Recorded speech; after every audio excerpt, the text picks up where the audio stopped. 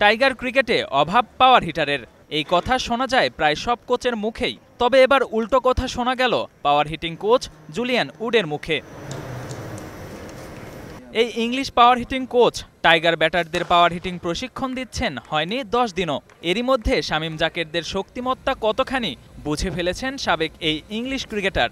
শুধু তাই নয়, জোর গলায় বলেছেন অস্ট্রেলিয়া ওয়েস্ট ইন্ডিজের ক্রিকেটারদের মতোই পাওয়ার আছে টাইগার ক্রিকেটারদের।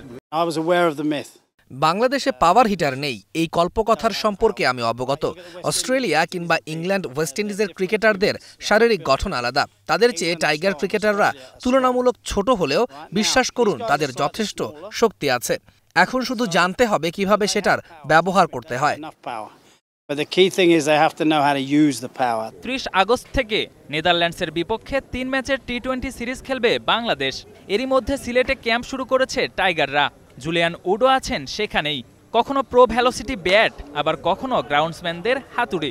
যখন যা পাচ্ছেন তাই যেন ব্যবহার করছেন টাইগারদের উন্নতিতে।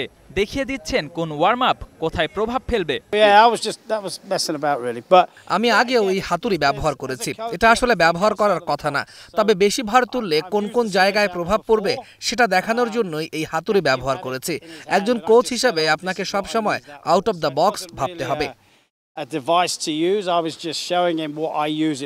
শুরু থেকেই দেখা গেছে প্রো ভেলোসিটি ব্যাট দিয়েই টাইগারদের পাওয়ার হিটিং প্রশিক্ষণ দিচ্ছেন উড।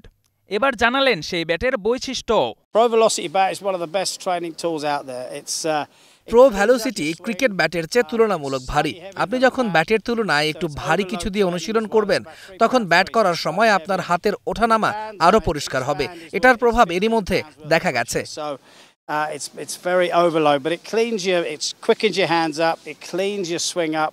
হাতের কাছে নেদারল্যান্ড সিরিজ থাকলেও বাংলাদেশের মূল লক্ষ্য এশিয়া কাপ। 9 সেপ্টেম্বর থেকে শুরু হওয়া এবারের আসর হবে শর্টার ফরম্যাটে। ভালো করতে হলে পাওয়ার হিটিং এর বিকল্প নেই, তাই তাড়াহুড়ো করেই আনা হয়েছে জুলিয়ান উডকে।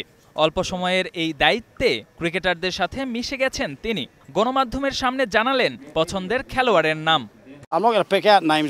সেভাবে একটা নাম বলতে চাই না, প্রত্যেকেই তাদের নিজের জায়গায় ভালো। তবে যদি কাউকে বেছে নিতেই হয়, আমি বলবো জাকের আলী অনিক। সে অনন্য, বরফের মতো দৃঢ়।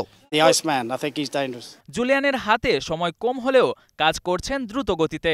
প্লেয়ারদের আগে লোকাল কোচদের দিয়েছেন প্রশিক্ষণ, যাতে তিনি চলে গেলেও টাইগাররা দেশি কোচদের কাছে সবসময় নিতে পারেন তালিম। Ashraful Islam, star news.